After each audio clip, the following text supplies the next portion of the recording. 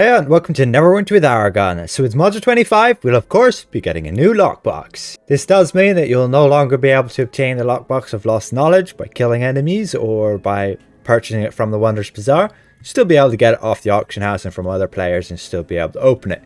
If you've made significant progress on it, I do recommend keep opening it until you get to these milestone rewards. At least 150 for the trade bars. The upcoming lockbox will be the Lolthian Lockbox, and it will be arriving on March the 28th. Now, again, that means the lockbox of lost knowledge will be disappearing from drops in the bazaar. Now, we shall see it'll have a new mount, which is right here, this lizard, and it's going to be called the Airborne riding lizard. And this lizard you shall see as an enemy throughout the new Menza zone. You shall see patrols of them, like here we have two of them, and these guys just walk around like so. So that's what the mount's going to be like, exactly that. Now it has some very interesting bonuses. The combat power, bit underwhelming. Most people, at least in endgame with a min-max build, are going to have those stats capped. Combat advantage and accuracy, and thus you won't really make much benefit from this. And combat powers, especially on a DPS, if you're going in your single target, you'll want to have something with 3000 magnitude to do damage in that boss fight. Damn, these guys are back so fast. But most interestingly, it has an equip power, a new equip power that's going to perform very similarly to what we've seen with Runic Aura and Mystic Aura. Basically, you'll be providing yourself and your teammates a boost in stats rather than just using a personal one that will only boost your stats, like this, 4,500 ratings, this one being combat advantage.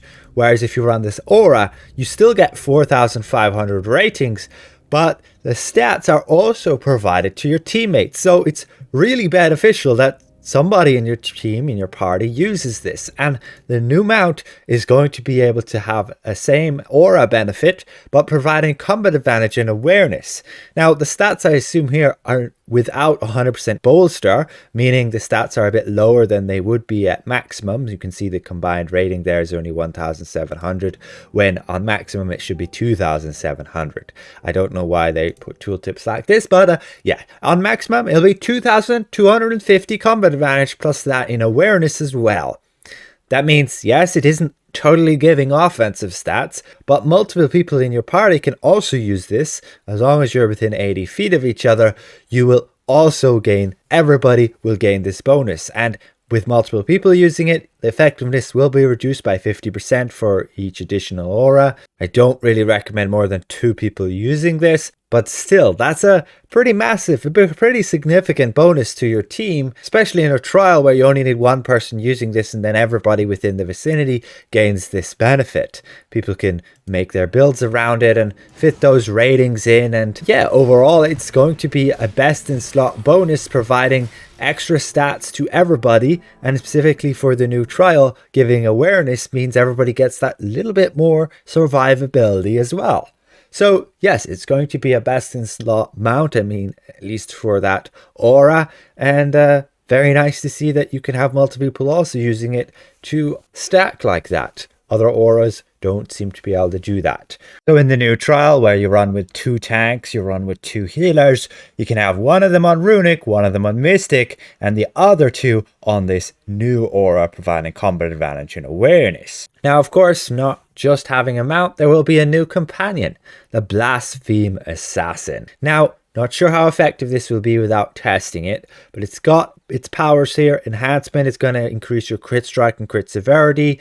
Maximum, I assume, when you have 100% bolster, having that 3.8%, yes, as it says there, and that's basically 3.75%, and that's when you add it up together is 7.5% stats, much like you would see with any of the single ones there. So it's not going to be giving you any extra stats, just gives you the benefit to split like that. And then the player bonus is pretty interesting. You're going to have a 50% chance whenever your companion attacks to gain Spiteful Presence. This means you will gain a 6% additional damage as necrotic damage, and also increase your crit severity by 5.63%. Seems a bit random, but yeah, that's there.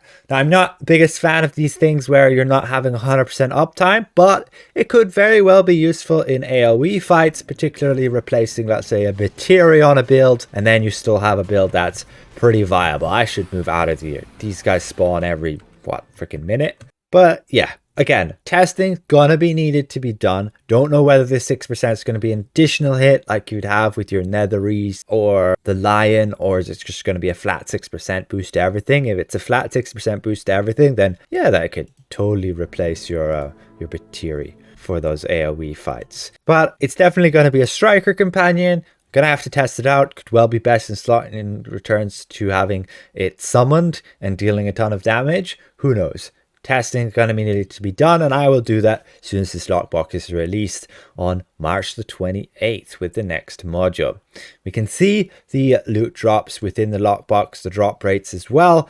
Nothing new here, just the change in regards to having the new Mythic Mount and Mythic Companion. Both are account wide, very good to see. And then the usual rewards there, your bags of holding, Mythic Insignias, a random legendary count mount, all the way down to a bunch of trade bars, overloads, vouchers, insignia powder, and so on. You will, of course, need an enchanted key to open this. Just be aware of that. And yeah, you are always incentivized to open these lockboxes. Just stick to one until you get decent progress on it, because they have those guaranteed drops, as again we would see. Geez, I'm getting ambushed by these guys all the time, non-stop. As you see with the Myconid lockbox, you get progression depending on how many you've opened. And yeah, then at 250 you guaranteed obtain this pack where you choose the Mythic Mount or Companion. I would recommend at least get to 150 and before switching to the next lockbox, just because those trade bars. But again, it's down to you. And yeah, they will release these lockboxes like every few months, as they generally release a new one at every launch of a new module, which is like 3 times a year. And then additionally, they have a new lockbox between modules as well. So you're ending up with like 6 lockboxes per year. And so you'll only have, like, if you're a VIP, 60 keys to spend on each lockbox if you were to stagger them. I recommend saving them for a good lockbox and then opening it. But it's up to you ultimately. And I think the lockbox is going to be pretty decent, it looks. Especially with that new mount. I do like having those auras, having those team buffs and benefits to everybody. Massive thank you again to all of these channel members for their continued support. And damn, I keep getting bullied by these guys. And so, if I presented this well, consider leaving the video a like. And if you're new around here, consider subscribing. I'll see you guys around. Goodbye for now.